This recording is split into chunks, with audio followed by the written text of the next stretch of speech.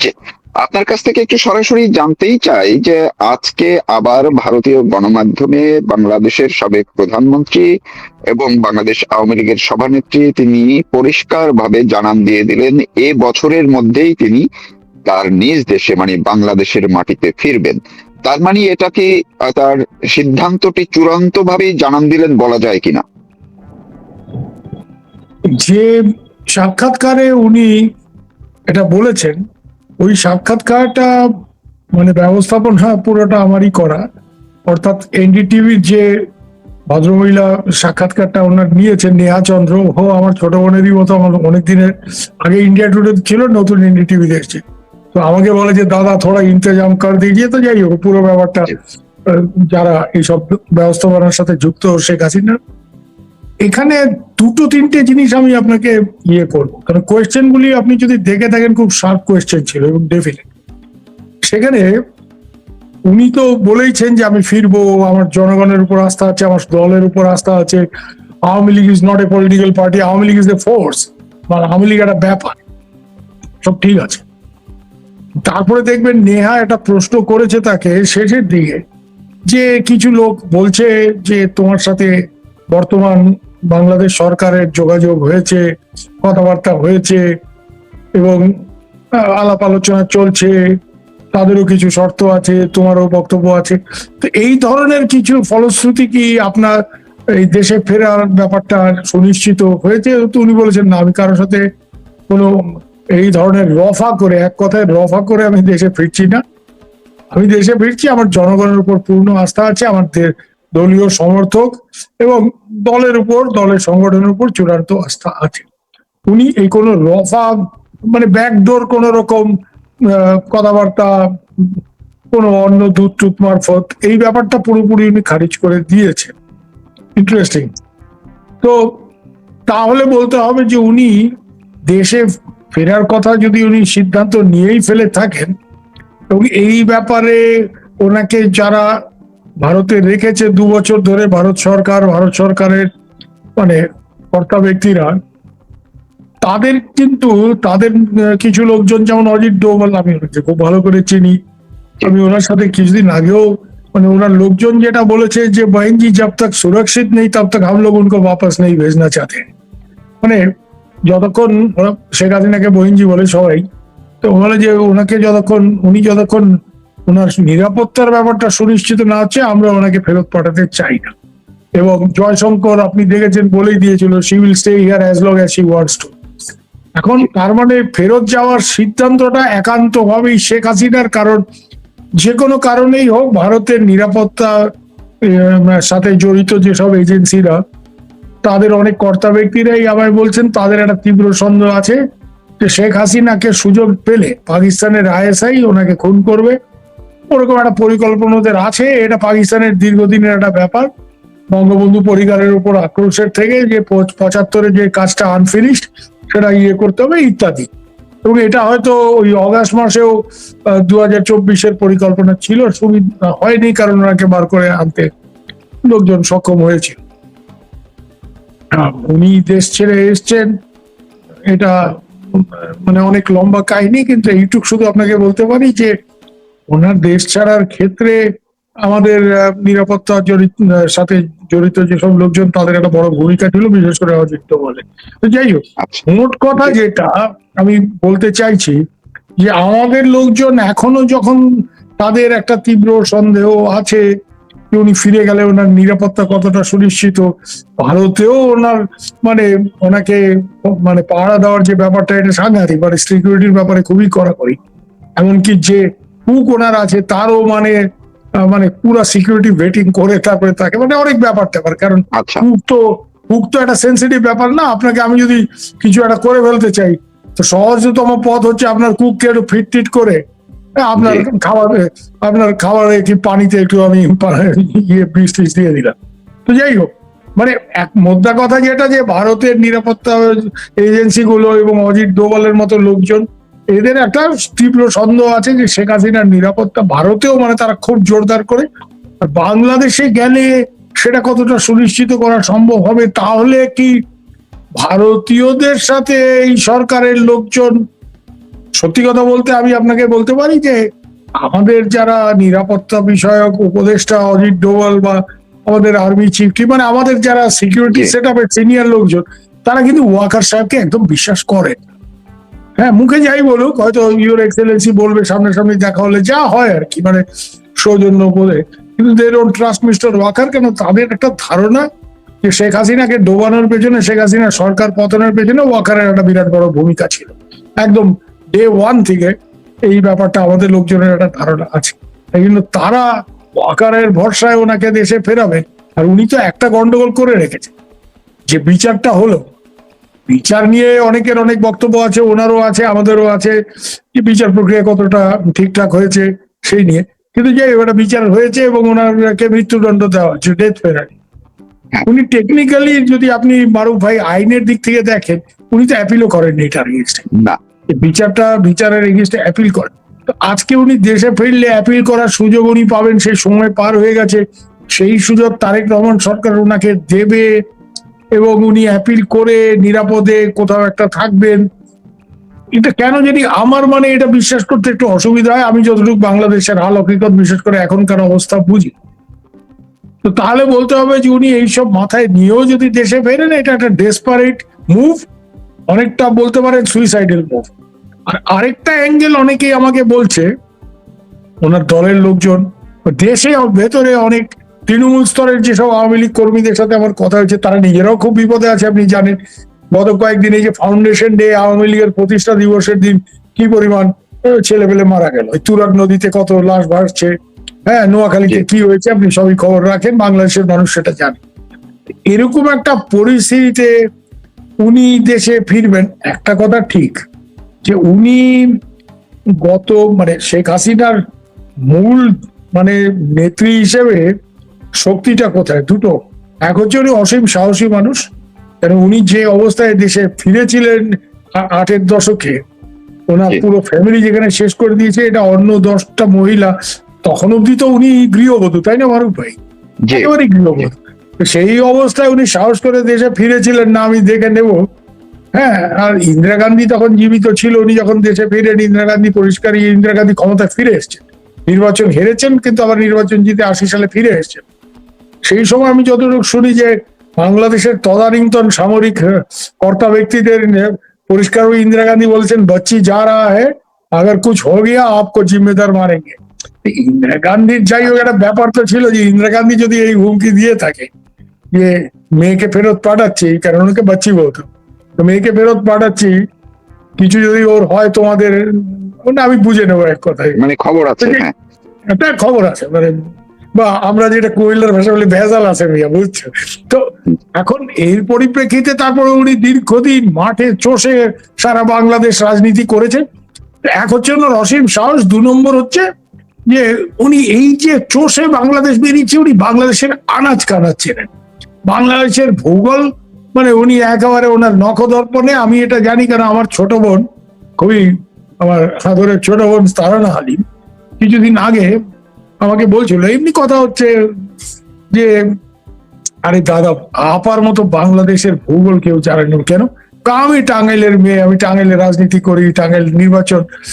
তো আমি কি একটা বললো যে কোন ছিল ওই গ্রাম, ওই এটা অমুক জায়গা, তো আপারে কি বলছে, না না তুই এটা ভুল করতেছস, এটা অমুক না, এটা তমুক জায়গায়। পরে দেখা গেলো ওইটা আপা যেটা বলছে এটাই ঠিক। তো সে ওই জায়গায় রাজনীতি করে, সেই জায়গার মেয়ে, তার থেকে আপা বেশি জানে। কি পরিমাণ আপা বেশি, সারা বাংলাদেশ ঘুরেছে, এটা আমার জানা। এই জনসংযোগটা ওনার খানিকটা বেশ কিছুদিন সরকারে থাকার ফলে, এবং ওনার আশেপাশে কিছু অত্যন্ত বদমাইশ লোকজন জায়গা করে নিয়েছিল, যারা ওনার পতনের পেছনে যাদের একটা ভূমিকা আছে বলে আমি মনে করি, এই দরবেশ এই ধরনের লোকজন। এবং এই কোভিড এর সুযোগ নিয়ে ওনার সাথে এই যে তৃণমূল স্তরের যে যোগাযোগটা আওয়ামী লীগের, এটা নষ্ট হয়ে গেছিল। এটা গত 2 বছরে কিন্তু মারুফ ভাই আমি এটা জানি, উনি দিল্লিতে বসে থেকে এইটা আবার নতুন করে আজকাল আধুনিক প্রযুক্তি, আপনার এই টেলিগ্রাম গ্রুপে উনি সবার সাথে, হ্যাঁ, এইসব থাকার ফলে একটা ব্যাপক যোগাযোগ, জনসংযোগ, যোগাযোগ, তৃণমূল স্তরে আওয়ামী লীগের কর্মী নেতাদের সাথে উনি এটা স্থাপন করেছে। এখানে যারা আছে, ভারতে আছে কি অন্য জায়গায়, তাদের সাথে তো যোগাযোগ আছে। কিন্তু মোস্ট ইম্পর্টেন্টলি যারা গ্রাসরুট লেভেলের কাডার, এদের সাথে ওনার যোগাযোগ হয়েছে, যারা এখনো আওয়ামী লীগ বলতে মানে যান প্রাণ দিয়ে লড়াইয়ের জন্য প্রস্তুত, এবং অনেকে প্রচন্ড ক্ষতিগ্রস্ত হচ্ছে, জেলে গেছে। আমি তো জানি, আমার আরেক ছোট বোন আছে আওয়ামী লীগের, ও মহিলা লীগের কুমিল্লার, দক্ষিণ কুমিল্লা, জেল টেল খেটে 5 মাস জেল খেটে সম্প্রতি জেল থেকে বেরিয়েছে, মুখে ঘা হয়ে গেছে, অনেক সমস্যা। তো এদের মধ্যে একটা ব্যাপার আছে, শেখ হাসিনা আসলে আমাকে কেউ আটকাইতে পারবো না, তাইলে বুঝছে নেবো যে সরকারে থাক যাই থাক। মানে মানে আজও এরকম আমি জানি, নাটোরের কিছু লোকজন কথা হচ্ছিল, তো বলছে যে আরে গাড়ি ঘোড়া বন্ধ করে দিব সরকার, তারপরে আমরা হাইটটা ঢাকায় যাবো, সিরাগুড় এখন থেকে রাইখে দিতেছে, ওই সিরাগুড় বগলে লয়ে ওই সিরাগুড় খাইতে খাইতে হাইটটা যাবো। মানে বাঙালি তো বুঝতে পারেন, বিশেষ করে পূর্ব বাংলার মানুষ, হ্যাঁ, আমি নিজেও ওই মূলের লোক, এই আবেগ একবার উঠলে একবার শাল আর বুঝছে নেবো, তা এটা কোন জায়গায় গিয়ে ঠেকবে, হয় আমি আছি নাহলে তুমি আছো। মানে এইটা করে তো দেশটা স্বাধীন হয়ে গেল। টিক্কা খান বলছিল আরে বাঙালি লোক ডরপোক হ্যাঁ, 2-3 লাখ মার তো ঠান্ডা হয়ে যায়, আর 30 লাখ মারছে কিন্তু দেশটাও গেছে তাদের হাত দিয়ে। তো বাঙালি তো এই জায়গায় চলে যেতে আরে ঠিক আছে, ভারতের সেনাবাহিনী পরে ঢুকছে, কিন্তু সেটা তো ডিসেম্বর মাসে, তারা কিন্তু 8 মাস বাঙালি ছেলেরা রক্ত দিছে, এবং কম তো না, প্রচুর। যে পরিমাণ লোক মারা গেছে এই 8 মাসে, সারা ভারতবর্ষের স্বাধীনতা ইতিহাসে এত লোক তো মারা যায় নাই, কাছাকাছিও না। আমি এটা মানে জোর গলায় বলতে পারি। তো এর জন্য বাঙালির আবেগ, বিশেষ করে পূর্ব বাংলার মানুষের এই আবেগ, এবং মাথা গরম হইলে কোন জায়গায় যেতে পারে, একটা ক্ষেত্র কিন্তু তৈরি হয়ে আসে। কারণ আমি বাংলাদেশে প্রচুর লোকজনকে চিনি, এবং শুধুমাত্র যে রাজপুরুষরা তা তো না, যে সাংবাদিকতা করলাম, এই মন্ত্রী ওই মন্ত্রী, এই সেক্রেটারি ওই সেক্রেটারি, তা তো না, একদম তৃণমূল স্তরে। মানে ধরেন আমি ঢাকায় থাকতে যে কয়েকজন রিক্সাওয়ালা রিক্সা চড়তাম, তাদের বাড়িতে দাওয়াত দিছে, ওই বস্তিতে গিয়ে মাটিতে বসে তাদের বাড়িতে, ওই জুম্মার দিন সকালবেলা কাজে যায় না, তখন দাওয়াত দিছে, গিয়ে খাইছি। তা আমার তো এই লেভেলের যোগাযোগ বাংলাদেশে, কি আমার আমি অমুক আমার যেখানে কাজ করতাম ক্যান্টিনের ম্যানেজার আপা, আমি আপা বলে ডাকতাম, সে আমাকে বাপ বলতো, মানে এরকম সম্পর্ক। তার মেয়েটেরা আমাকে, মানে আমার ভাগ্নি বলি তাদের, তারা আমাকে মামা বলে, মানে এই টাইপের। এবং এরা একেবারেই এতিম মানুষ। তো এদের মধ্যে কিন্তু এক সময় ছাত্রলীগের পোলা বানায়, চান্দা তোলে, অমুক তোলে, বুঝছো মামা, এই সেই। এখন এরা বলে সে মামা আগেই ভালো আসিলাম। কেন কেন এরকম কথা কস কেন? আগে ভালো আসিলাম এই জন্য কইতেছে যে আগে ছাত্রলীগের পোলাপান নাই তো, আমরা ব্যাংক থেকে লোন টোন নিয়ে সেই লোন না ব্যবস্থা আমি করছিলাম, আমার প্রচুর চেনা জানা ছিল, তো লোন টোন যে করে দিয়েছিলাম, তো দোকান টোকান করছিলাম, ছাত্রলীগের পোলাপান মাসে একবার আইতো, আপা ব্যবসা তো ভালোই চলছে, এইসব বলে একটু আকার ইঙ্গিতে বুঝাইতাম, 400-500 টাকা চাঁদা দিতাম, একটু কফির মেশিন থেকে কফি বানায়, আরে কফির মেশিন তো, কফিটা তো খুব ভালো হয়েছে, এই 400-500 টাকা নিয়ে তারা চলে যেত। আবার আমাদের একটু দেখেন এই এর দূরে। এরপরে তো ইউনুস মিয়া আসলো, তারপরে তো এইখানে এমন লুটপাট, আমাদের দোকান লুট হয়ে গেল 2 লাখ টাকার মাল। তো 2 লাখ টাকার মাল লুট এসে আমরা এতিম মানুষ, আমরা কই থেকে পাবো? তো এই দেশ শেখের বেটি ছাড়া চলবে না, এই এদের কথা, এদের মুখের কথা, এটা আমার কথা না। এই দেশ শেখের বেটি ছাড়া চলবে না, এইসব হারমাতের দেশ, লুটপাট, রাহাজানি, মহিলা তুলে নিয়ে যাওয়া দিন দুপুরে, এই তো আপনি দেখছেন হয়তো, হ্যাঁ, ওই কক্সবাজারের একটা ভিডিও, এই যুব দলের ছেলেমেলে স্কুল ছাত্রীকে তুলে হ্যাঁ, একে মার্ডার করছে, ওকে মার্ডার করছে, একটা প্রতিহিংসা না। যার ইউনুস সাহেব, আওয়ামী লীগের দুর্নীতি টুর্নীতি আমি অস্বীকার করি না, কিন্তু ইউনুস সাহেব যেই লেভেলের দুর্নীতিটাকে নিয়ে গেছে, একেবারে স্টেট অফ আর্ট করাপশন, আমি বলতেছি। হ্যাঁ, আপনিও জানেন, আপনিও বিদেশে থাকেন, আমরাও জানি, এত বছর সাহেবের চাকরি হয়েছে, কনফ্লিক্ট অফ ইন্টারেস্ট বলে কথা আছে, এইটা তো ইউনুস সাহেব মানে তুলে দিছে। হ্যাঁ, যে উনি নিজে দেশের ক্ষমতায় থাইকে কিভাবে মানে নিজে কর মকুব করছেন, মানে 100 কোটি টাকা, সেখান থেকে টাকা পয়সা 9-6, মানে এগুলি লাইসেন্স বাইর করা, এই করা, মনোবলি বিজনেস করবেন উনি, এটা বাইর করছেন। হ্যাঁ, গ্রামীণ ওয়ালেট দিস দ্যাট, এগুলি বাংলাদেশের মানুষ এখন সব জানে। এবং এখন এরাই বলে যে ইউনুস দেশটা শেষ করে দিয়ে গেছে, শেখের বেটি ছাড়া এই দেশ চলবে। আমার এই জায়গায় আমি একটু আপনাকে যদি আপনার কাছ থেকে আপনি যে বিবরণগুলো আপনি দিলেন, এইটার মধ্যে থেকে যে আসলে শেখ হাসিনার প্রতি মানুষের যে আবেগ, ইমোশনটা তৈরি হয়েছে, বা যেটা সত্য ছিল সেটা যে আবার নতুন করে তিনি নিজেই জাগিয়ে তুলতে সক্ষম হয়েছেন, সেটাকে কাজে লাগে, সেটাই মূলত তার ভরসা। সেটা তিনি ইন্টারভিউর মধ্যে বলেছেন যে জনগণই আমার মূল ভরসা। তবে এই কয়েকদিন আগেও তিনি বলেছিলেন যে এই বছরের মধ্যে ফিরবেন। সে এই কথাবার্তা নিয়ে একটু আলোচনা চলছিল প্রথম আলোতে, আর্টিকেলের মধ্যেই ছাপিয়ে দিলের মধ্যে, যে শেখ হাসিনার এই মুহূর্তে দেশে ফেরা আকাশ কুসুম কল্পনা। তো মহিউদ্দিন আহমেদ লিখেছে, এই কথাটাই লিখেছে। তো আজকে যখন শেখ হাসিনা আবার কনফার্ম করলেন যে যা হয় হবে, এই বছরের মধ্যেই ফিরছি, তার মানে এইটার সঙ্গে নিরাপত্তার ইস্যুগুলো সেটি হয়তো ভারত দেখবে বা কিছু একটা, বা ভারতের সঙ্গে বাংলাদেশ সরকারের নিশ্চয়ই কিছু একটা, তার মানে কিন্তু ওনার মানসিক জায়গা থেকে উনি চূড়ান্ত করে ফেললেন যে এই বছরেই ফিরবে, এমনটাই কিনা? আমি যতটুকু ওনাকে চিনি বুঝি বা মানে ইয়ে করি, অ্যাসেসমেন্ট আমার যেটা, যে ওনার ধারণা যে আমি এখানে বসে থেকে দলের কোনো লাভ হইতেছে না এবং এই ব্যান তুলতেছে না, এবং আমার ছেলেপেলেরা নিহত হচ্ছে, হাজার হাজার কর্মী নেতারা জেলে। তো এই গণেশ যদি উল্টাইতে হয়, পাটা যদি ঘোরাইতে হয়, খেলাটা যদি ঘুরাইতে হয়, তাহলে ব্যাপক আন্দোলন। এখন এটা তো মারুফ ভাই আপনিও জানেন, আমরাও জানি, জি। কে একজন বাংলাদেশে গবেষণা কোনো এক সাহেবের লেখা, আমার নামটা এই মুহূর্তে মনে পড়ছে না, ডেভিড লুইস নাকে, মানে Awami League is the most dangerous party when it hits the streets. হ্যাঁ, Yeah, মানে দক্ষিণ এশিয়ার এটা ঐতিহাসিক ভাবেই সত্য, এটা বলাই। এখন এই জায়গাতে আওয়ামী লীগ, শেখ হাসিনা হয়তো ভাবতেছে যে যা হয় হবে, আল্লাহ ভরসা যেটা বলে বাংলাদেশের মানুষ, যা হয় আমি নামুম, তারপরে আমি বাইচে থাকি মরি, যা হয় মানে একটা শেষ লড়াই আমি দেখতে চাই।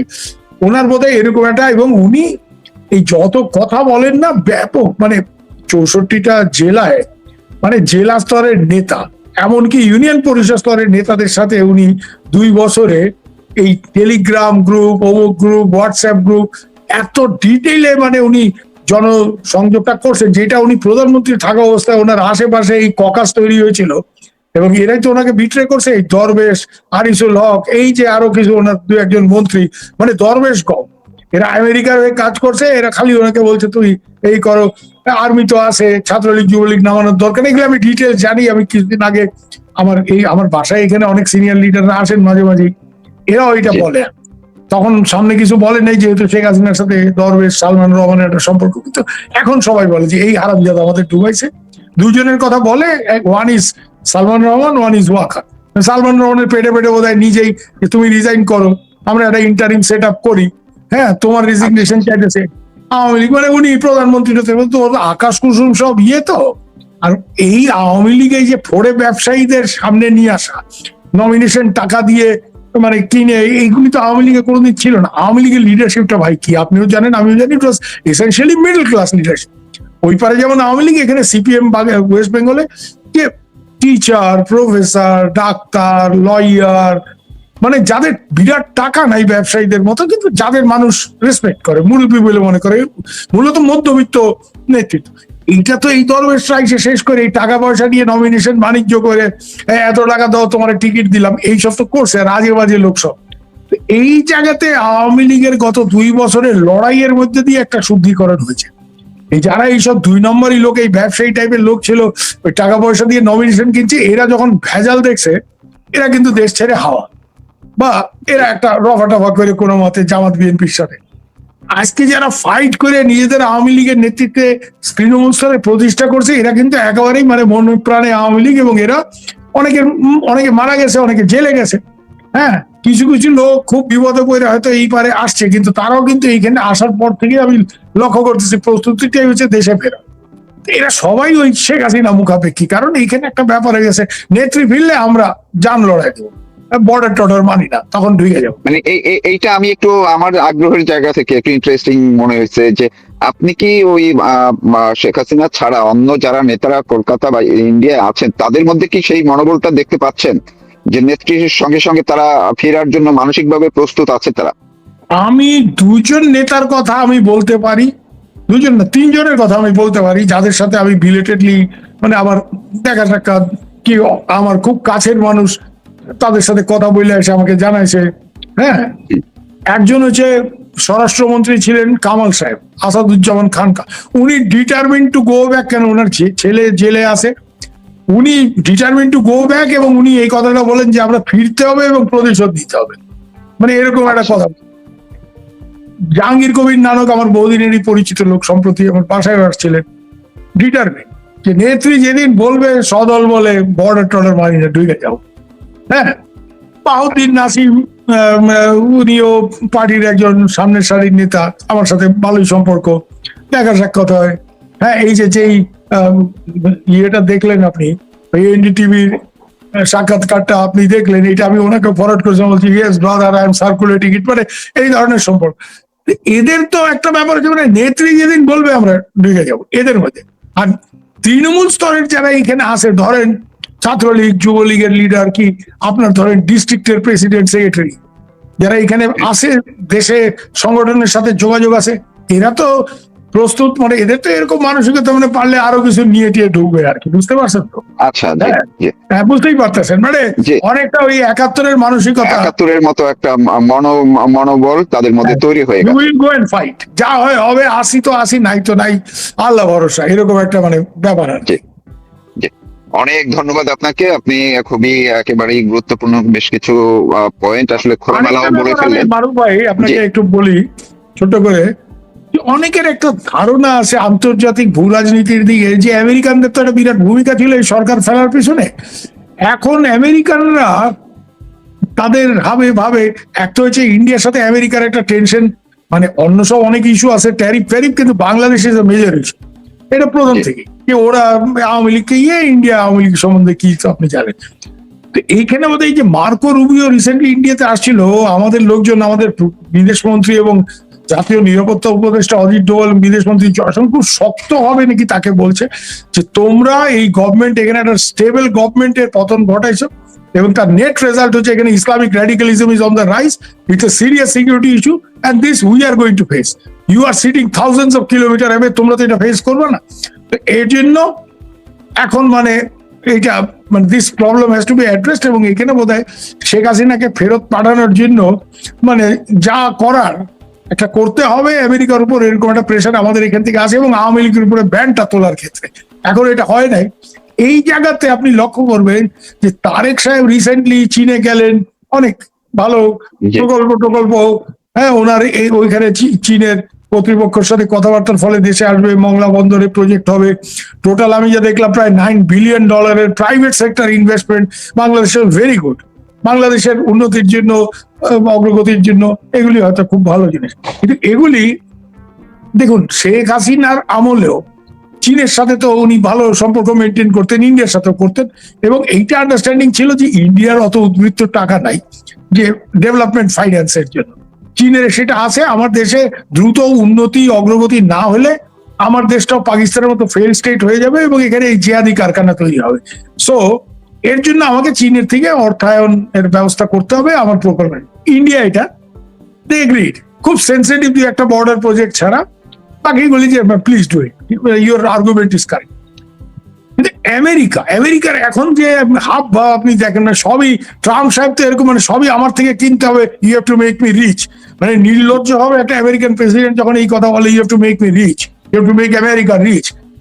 তো একটা নন ডিসক্লোজার এগ্রিমেন্ট ইউনুস সাহেবের আমলে হয়েছে, তারেক সাহেব এটা থেকে বাইরে আসতে পারবে কিনা আমি জানি না, কিন্তু এই যে আমেরিকাকে একটা কমিটমেন্ট যে সবই আমেরিকার থেকে কেনাকাটা, এই জায়গাতে তারেক সাহেব যে চীনে গেলেন, এবং চীনে যাওয়ার কয়েকদিন আগে ব্রেন্ট ক্রিস্টেনসন আমেরিকার রাষ্ট্রদূত, সে বোধহয় most probably finance minister Amir Khasru Mahmud চৌধুরীর বাড়িতে এক দাওয়াতে বলছে America is the best, if America is your friend you don't need anybody.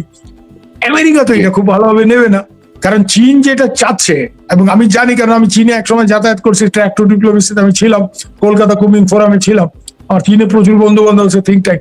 ওরা যেটা চাচ্ছে যে চায়না মায়ানমার ইকোনমিক করিডোর যেটা আছে এইটাকে সচল রাখতে, এবং এইটাকে এক্সটেন্ড করে বাংলাদেশের মধ্যে, এবং দেখবেন এই জন্য যে চীনের যেসব ইনভেস্টমেন্ট বাংলাদেশে আসবে, যেগুলি প্রমিসড, পায়রা, মংলা এবং চিটাগাংয়ে কাছে আনোয়ারাতে অলরেডি ওদের ইকোনমিক জোন আছে, এন্টায়ার বাংলাদেশ কোস্টে একটা স্ট্রং চাইনিজ প্রেজেন্ট, এটা আমেরিকা কি ভালোভাবে নেবে, এবং আমেরিকা এটা কিভাবে দেখবে, এবং সেই ক্ষেত্রে আমেরিকা মানে কতটা কি করবে না করবে, তাদের চিন্তা ভাবনা পাল্টাবে কিনা, এবং তারা এই সরকারকে আওয়ামী লীগের উপর থেকে ব্যান তোলা, কেন আওয়ামী লীগের ব্যানটা তো ভেরি আনজাস্টিফাইড, এটা এরকম একটা ব্যান যে আজকে ভারতে কংগ্রেসকে কি, কংগ্রেস ইলেকশন আসে কংগ্রেসকে ব্যান করে দিলে আপনি বলতে পারবেন ভারতে গণতন্ত্র আছে?